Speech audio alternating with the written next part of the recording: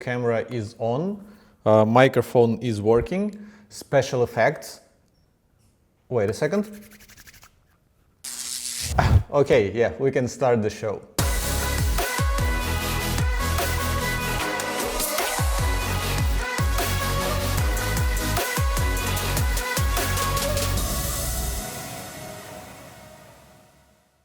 Hi, my name is Tim Solo and you're watching the very first episode of SaaS Marketing Vlog, where I'm going to share what's going on in Ahrefs marketing department, what keeps us busy, what we're struggling with and what we're successful with. So basically this is the very first episode. I have my notes in here, so I'll be picking from time to time. I hope it's not a problem for you. And to be honest with you, I don't really have any idea of how this series would unfold or even the format of this series. Will I be just sitting here and speaking to you, or will we take camera with us whenever we go to conferences, or will we take the camera with us whenever we're doing some meetings or discussions? I don't really know, but I figured out that the actual idea of SaaS marketing vlog, where I'm sharing on video what is happening, might be interesting to people. So please be giving me some feedback and I will adjust the series accordingly. Now you may be wondering, why did I launch this vlog anyway? Why I'm sitting here in front of the camera and talking to you? It's all about content distribution, and this is the keyword that is going to be in the title of this video. How content distribution works right now here at Ahrefs. So first of all, we have our blog, where we're after the SEO traffic, the traffic from Google. So whenever people are searching for anything related to SEO in Google, we want to rank our articles there. We want people to find us in Google whenever they're searching for any related SEO issues. The other channel that I've started using not too long ago is Medium. So Medium is another platform, and while at our blog we're going after topics that have search traffic potential, that people are actively searching for in Google, on Medium allows me to write about anything, just speak my mind on any topic, whether it has any search demand in Google or whether it has not, because Medium, first of all, they have the so-called publications, which have a lot of following. So I'm publishing my articles in a publication called The Startup, which immediately exposes whatever I write to a lot of followers of that publication. But not only that, Medium has their internal algorithm of suggesting relevant articles to people, and they also have on their homepage a selection of trending articles, etc, etc, etc. So if you have really original thoughts, really interesting content, your content may kind of go viral on Medium and give you a lot of exposure. So this is our second channel of how we reaching people with our content. Another channel that I'm also actively investing my time, my personal time right now, is podcast interviews. So a lot of people, including myself, are listening to podcasts. This is why I started actively pitching myself to be a guest on different podcasts. Let me just give you a link to the latest one if you're interested. And this is yet another way for us to reach people with our content. So that's 3 content distribution methods already. First is SEO whenever people search for us in Google. Second, Medium for people who are Medium readers, who are hanging out on that platform and looking for interesting articles to read. Third, podcast.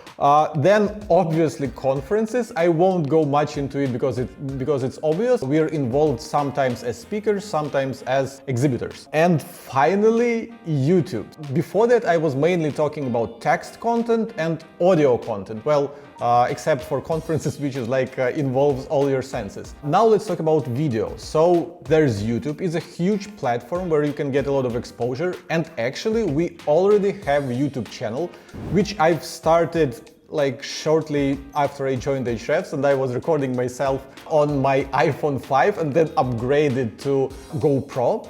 So, and actually like those videos were embarrassing. Let me embed just one of them. I recorded I think 20 episodes of what I called oversimplified SEO show, and then we hired our amazing Sam O, who took over and who is now producing all those SEO tutorials for us. Sam is not allowing me to post these videos with my ramblings on which is now his YouTube channel with his instructional SEO videos, which is why I had to launch this other channel. But Sam, I'm sorry, but if you look at the top 5 videos on our original Ahrefs YouTube channel, sorted by the amount of views, I'm still there. You still haven't surpassed my most watched video. I'm sorry, Sam. Try and you will succeed. Okay, so originally with this channel, I actually was hoping to be kind of efficient, and those articles that I'm publishing on Medium with some of our thoughts on marketing, with some of our thoughts on productivity, team building, etc., I thought that I would just sit in front of the camera and talk about the same things that I publish on Medium. But the problem was that I was hoping that I can launch a YouTube channel which would grow in following. So people would actually subscribe to channel and look forward to subsequent videos. Please subscribe if you like what's happening so far, if you like the things that I'm sharing. I figured out that if I will simply be what is called repurposing my Medium articles into videos, one super important thing won't be met. They won't have a plot line behind them, because on Medium I'm publishing on super random topics because I don't care about, I have no goal of keeping the same audience with me from one article to another. I don't care if people will subscribe or not, because I know that I'm publishing within a publication that has following already, and I know that people go on and off on Medium and they just look for headlines that are interesting to them.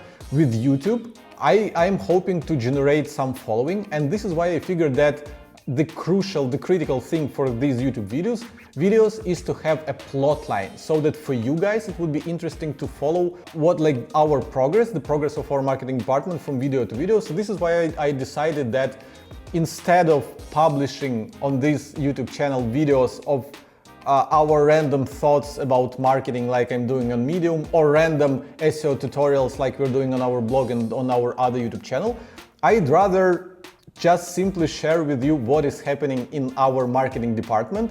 Ahrefs is a SaaS company. We have less than 50 people in our entire team. Our marketing department is 10 people right now, I think.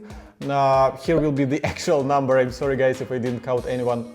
So yeah, I figured that for some people who are running SaaS companies, whether they're smaller than us or whether they're bigger than us, you guys might be interested to follow our journey, and we are happy to share what is happening in our marketing department, and share it within a timeline, so that it has storylines, so that you guys can follow and see how it is working for us over time.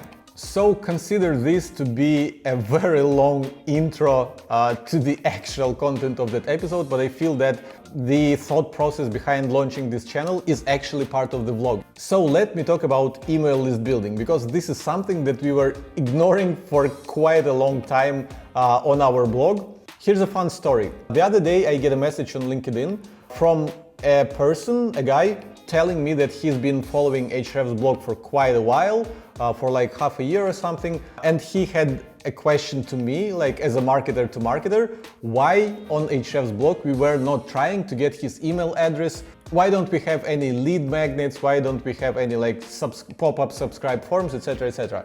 So what I did, I copy-pasted the name of the guy. I went to our intercom, which is our CRM/support/chat software. I found the guy. He had an active account with us, so I knew his email address. I copied the email address and pasted it back to him. And he said, okay, now I understand. So you didn't try to turn me into a lead. You didn't try to turn me into an email subscriber of your blog, because right from your content, you were able to persuade me to actually sign up for Ahrefs and become your customer, other than quote-unquote lead. That strategy worked for us pretty well, because in our content we actually try to convert people into customers via showcasing the use cases of our software within our content. But we do want to grow our audience. We do want to have a list of people who are waiting for our articles, so that whenever we publish something new, we had an audience of people who are expecting new content from us and who are looking forward to getting those emails.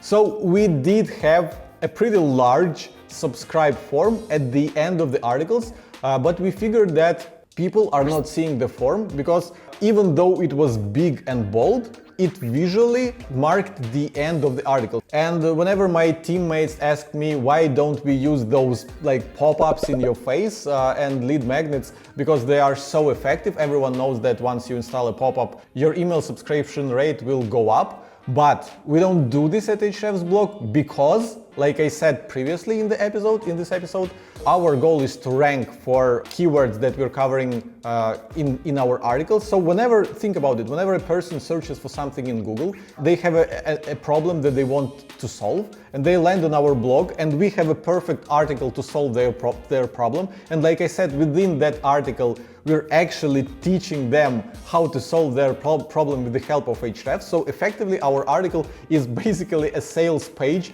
for our tool, which is tailored to the actual specific issue that a person was searching for in Google. So why would we interrupt their experience with any pop-up or offering them lead magnet and take them somewhere away from reading an article, which is basically a sales pitch, which will probably and most likely convert them to users of our software.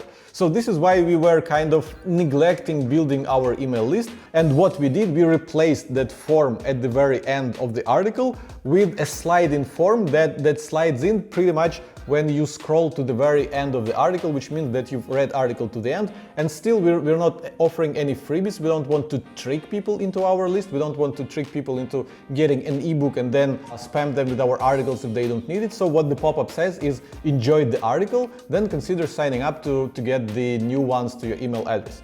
The performance of that pop-up is actually not too bad. Let me post the actual CTR and clicks numbers on a separate slide, because I don't have right now with me, but so far we're happy with it.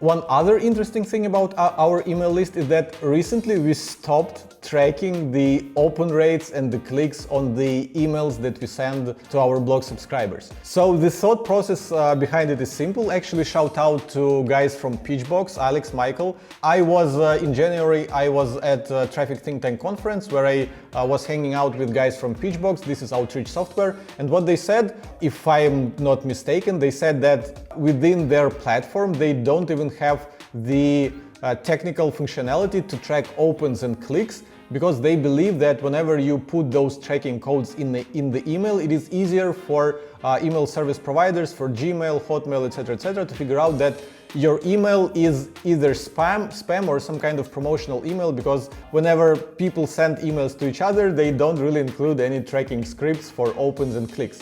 So we figured out that we don't, like Ahrefs marketing department, we don't really care about the open rates of our emails. We don't really care about the click rates, because you just dispatch an email with the latest articles, and that's it. Like, it doesn't matter what's the open rate, it doesn't matter what the click rate. We're still trying to do a good job with our content. We're still trying to write great subject lines, write short and unintrusive copy to promote those articles. So yeah, it doesn't really change anything for us. We were tracking open rates and click rates for quite a while, and we never did any actionable marketing decisions based on those numbers. So we decided that we just discontinue tracking them in favor, hoping that the open rates and the click rates, the deliverability of emails will actually improve, because we don't have those tracking scripts in the emails, and therefore we'll actually get more opens and more clicks than we used to get when we tried to track this. And one final thing that I want to share in this episode, hope it won't get too long. I will try to keep episodes under 20 minutes so that not to overwhelm you with content and not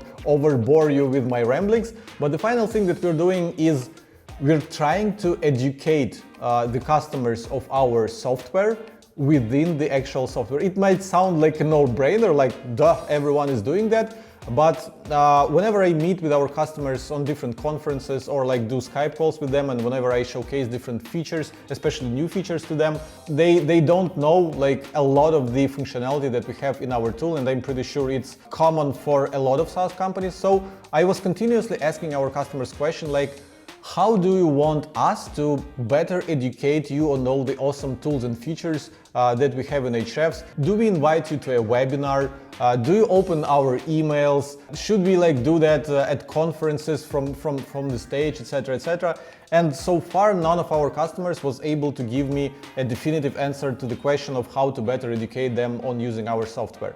So then we figured out that we have the site audit tool, where we crawl your entire website and we show you the SEO issues that are potentially hurting the performance of your website in Google. And what was happening in that site audit tool. So we had over 100 pre-configured SEO issues, and for each SEO issue we don't only report that like you have rookie redirects or you have like duplicated title tags or etc. etc. For every issue that we report with your website, we had like a question mark button which you can press and see what the issue is all about and how to fix it. So once I started using the site audit tool myself and like digging into the reports and issues and how to fix them, I realized that it is incredibly useful, and a lot of our customers were actually asking us to expand on these descriptions, these issue descriptions, because they were getting a lot of value out of it, because the actual tool was educating them to use that. So they didn't need to go to YouTube, they didn't need to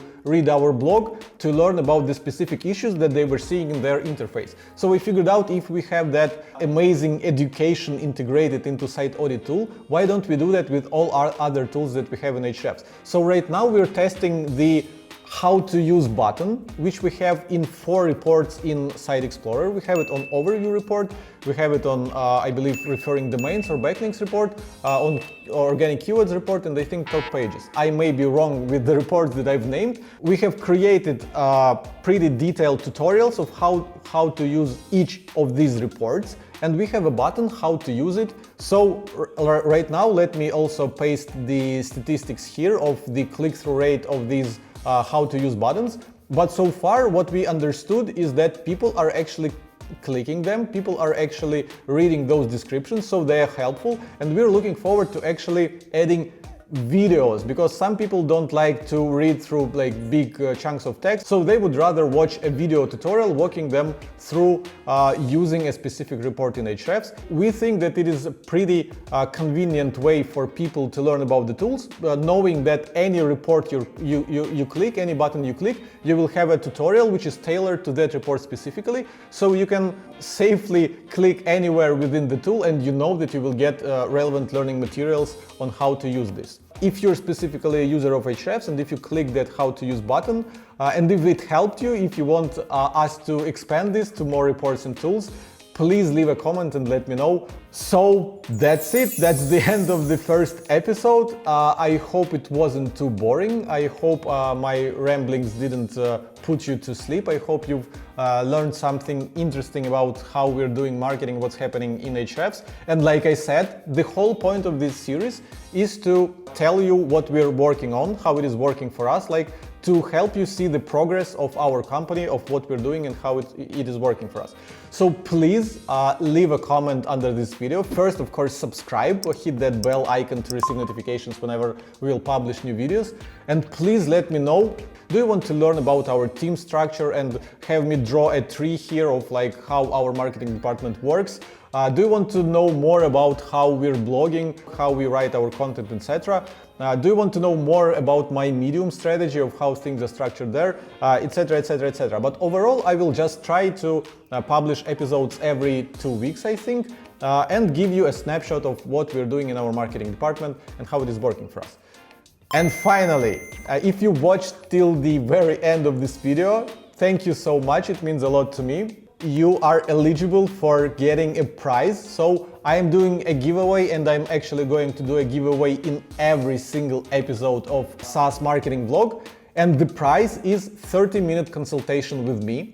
So if you want to like hang out with me on Skype for 30 minutes and discuss your marketing, discuss your business, please leave a comment below this video with any of your thoughts about the episode, with any of your questions. You will be eligible for a consulting call, and please also hit the like button and the subscribe button.